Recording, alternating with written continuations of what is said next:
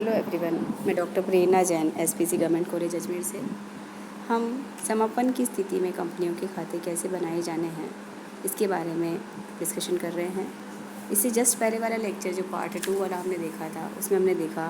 कि statement of affairs बनाया जाता है, जिसमें हम ओवरऑल 6 शेड्यूल्स या लिस्ट बनाते हैं, 8। और लास्ट जो लिस्ट एच बनती है वो डेफिशिएंसी या सरप्लस अकाउंट को वहाँ पर उसे शो किया जाता है। तो आज हम लिस्ट एच यानी डेफिशिएंसी और सरप्लस अकाउंट जो सेपरेटली बनेगा उसको कैसे बनाया जाना है, उसमें कौन कौन से आइटम्स इंक्लूड होंगे, इसके बारे में हम लेने की कोशिश करेंगे। तो लिस्ट एच में हम डेफिशिएंसी यानी अगर हमें न्यूनता है या सरप्लस यानी आधिक्य है तो इसका एक पूरा का पूरा स्टेटमेंट बनाया जाता है। ये जो लिस्ट एच है इसे कहते हैं हम अकाउंट फॉर्म है, अकाउंट नाम है, लेकिन इसका जो फॉर्मेट होता है वो शेड्यूल वाला फॉर्म होता है, यानी आपका पर्टिकुलर्स और अमाउंट वाला फॉर्मेट होगा। ये जो लिस्ट एच हम बना रहे हैं, डेफिशिएंसी अकाउंट बना रहे हैं, इसके 2 पार्ट्स होते हैं। पहला पार्ट जो होता है इसे देखिएगा, अभी लिखा हुआ है इसके अंदर कि आइटम्स कॉन्ट्रीब्यूटिंग टू डेफिशिएंसी और रिड्यूसिंग सरप्लस, यानी पहला वाला पार्ट में हम लेते हैं ऐसे आइटम्स छांट के लाते हैं हमारे बैलेंस शीट में से, और जो अदर डिटेल्स हमें दे रखी होती है उनमें से, जिनसे डेफिशिएंसी बढ़ती है यानी सरप्लस कम होता है। उल्टा वैसा वर्सा हो गया कि कंट्रीब्यूटिंग टू डेफिशिएंसी यानी डेफिशिएंसी बढ़ेगी तो ऑटोमेटिकली क्या होगा, सरप्लस हमेशा कम होगा। तो ऐसे में पहला जो शीर्षक है आइटम्स कॉन्ट्रीब्यूटिंग टू डेफिशिएंसी और रिड्यूसिंग सरप्लस, इसके अंदर हम सबसे पहले डेफिनेटली अगर असेट्स और लाइबिलिटीज़ जो है वो जो कैपिटल और लाइबिलिटीज़ है वो असेट्स से ज़्यादा है तो पहला आइटम लिखिए एक्सेस इफ़ एनी, दिया जाए डिटेल में तो लेना है, सब जगह इफ़ एनी लगा है कि कोई गिवन इन्फॉर्मेशन है। तो अगर हमारे पास कैपिटल और लाइबिलिटीज़ किससे ज़्यादा है, असेट्स से ज़्यादा है। जिस सपोज कीजिए कैपिटल और लाइबिलिटीज़ तो है 1,10,000 रुपये की और असेट्स आपके पास 90,000 रुपीज़ की है, तो सबसे पहले पॉइंट पे आ जाएगा excess of capital and liabilities over assets on the date of, जिस भी डेट आपसे कहा जाए, इन बैलेंस शीट की जो डेट आपसे कही जाएगी उसकी डिटेल यहाँ डाल लेनी है,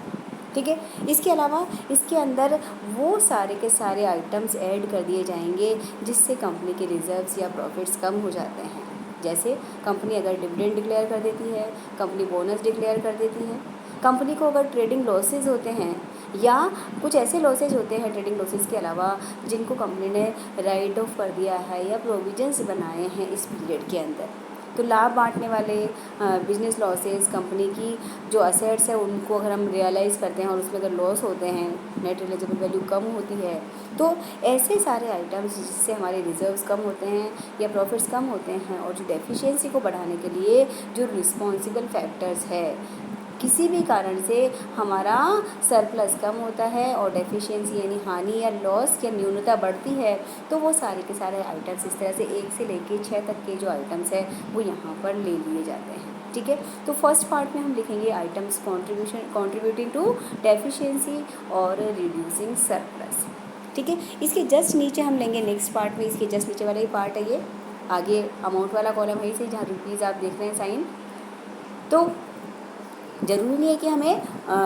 न्यूनता हो या डेफिशिएंसी हो, तो इसका जस्ट अपोजिट हो सकता है कि कुछ आइटम ऐसे हमारे पास हो सकते हैं हमारी बैलेंस शीट और अदर इन्फॉर्मेशन में जिससे हमारा रिड्यूस होता है डेफिशिएंसी या सरप्लस बढ़ता है। तो ऊपर जो आइटम आ गए हैं वो कि वही आइटम नीचे नहीं आएंगे, क्योंकि अगर आइटम कोई डेफिशिएंसी बढ़ाता है तो डेफिनेटली वो सरप्लस बढ़ाने वाला नहीं होगा। तो ऊपर हमने लिया है डेफिशिएंसी बढ़ाने वाले आइटम, और अब हम लेंगे ऐसे आइटम्स जिससे कंपनी को सरप्लस बढ़ता है, कंट्रीब्यूटिंग टू सरप्लस है, यानी डेफिशिएंसी को कम करने वाले हैं। जैसे फर्स्ट जो आइटम है उधर पहले हमने लिया excess of capital and liabilities over assets, तो यहाँ जस्ट उल्टा ले लेंगे excess of assets over capital and liabilities. उल्टा हो सकता है, असेट्स आपके पास 1,10,000 की है और कैपिटल एंड लाइबिलिटीज़ आपके पास 90,000 रुपीज़ की है, तो फिर फर्स्ट पे पॉइंट पे नहीं छोड़कर ये जो 7th पॉइंट है यहाँ पर इसको यहाँ शो कर दिया जाता है। ऐसे ही नेट ट्रेडिंग लॉसेस हमने पहले ऐड किए हैं, कंपनी को लॉस नहीं होकर प्रॉफिट होता है तो प्रॉफिट को यहाँ ले लेंगे। ट्रेडिंग प्रॉफिट्स के अलावा अन्य कोई पर्टिकुलर प्रॉफिट्स है कंपनी के पास, तो जैसे इंटरनल रिजर्व्स है या कंपनी की असेट्स जो है वो ज़्यादा वैल्यू पे सेल हो जाती है, तो वहाँ पे कोई रियलाइजेबल प्रॉफिट अगर आपको होने वाला होता है, तो वो सारे आइटम्स जिससे हमारा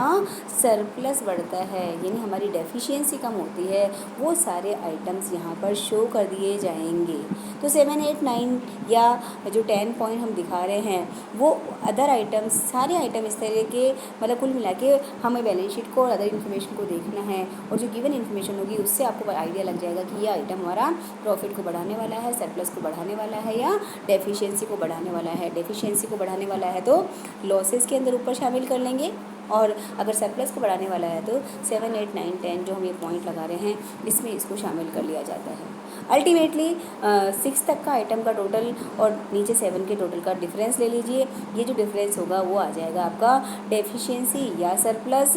जो आपने स्टेटमेंट ऑफ अफेयर्स में लास्ट लिस्ट एच का बैलेंस दिखाया था उसके इक्वल होना चाहिए। ठीक है, तो यहाँ पर हमें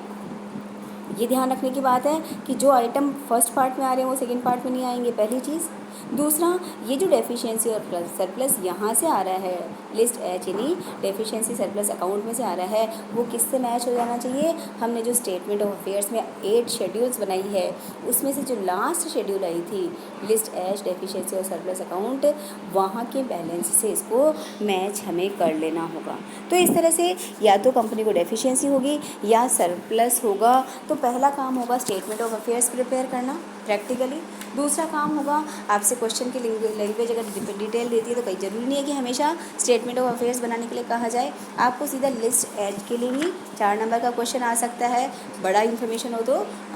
बड़ा क्वेश्चन में भी इसको ले सकते हैं। तो इस तरह से स्टेटमेंट ऑफ अफेयर्स बनाना और लिस्ट एच प्रिपेयर करना, यानी डेफिशिएंसी या सरप्लस अकाउंट बनाना हमारा प्रैक्टिकल काम होगा। उसके बाद नेक्स्ट जो हमें थियोरेटिकल थोड़ा सा पार्ट आएगा, वो होगा कि लिक्विडेटर कौन होता है और उसके पावर्स एंड ड्यूटीज़ क्या होती है। थोड़ा सा थियोरेटिकली है, लिक्विडेटर का स्टेटमेंट प्रैक्टिकल पार्ट आता है यहाँ पर लिक्विडेटर कौन है? तो कंपनी जब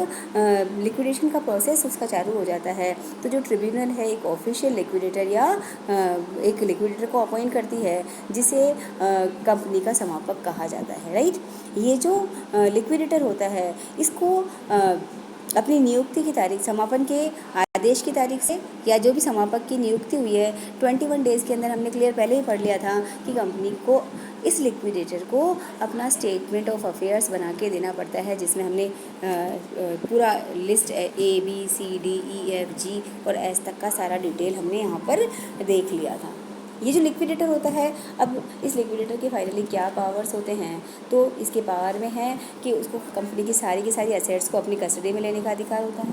राइट। उसके बाद न्यायालय पर्टिकुलर अगर इसको अनुमति देता है कुछ कामों के लिए, तो कंपनी के नाम से क्लेम करने का या कानूनी कार्यवाही करने का काम, कंपनी का बिजनेस अगर चलाने का काम, कंपनी के एसेट्स को सेल करना, या कंपनी के समापन में जो भी ज़रूरी काम है वो सारे कर सकता है। लेकिन कुछ काम ऐसे होंगे जिसके लिए उसको ट्रिब्यूनल की परमिशन की ज़रूरत नहीं होगी, उसके अधिकारों में वो शामिल ही होंगे। जैसे कंपनी के लिए नेगोशिएबल इंस्ट्रूमेंट लिखना है, या लेटर ऑफ एडमिनिस्ट्रेशन प्राप्त करना है, कंपनी के काम के लिए एजेंट की अपॉइंटमेंट करना है, या कंपनी को लाभांश मिलने जाना वाला है तो लाभांश प्राप्त करना है। ठीक है, तो ये सारे काम उसके बिना अनुमति के भी उसके पास पावर्स होते हैं, और कुछ विशेष प्रस्ताव से उसको पावर मिल जाते हैं कि वो क्रेडिटर्स को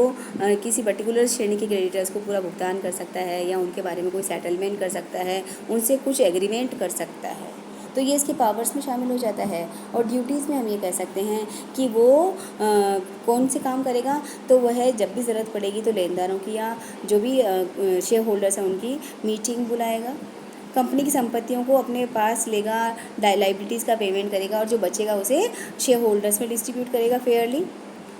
इन सभी कामों के लिए उसे प्रॉपर बुक्स मेंटेन करनी होगी, और उसके बाद जो ट्रिब्यूनल है उसको कम से कम साल में 2 बार रिसीट एंड पेमेंट्स का पूरा वहाँ पे उसको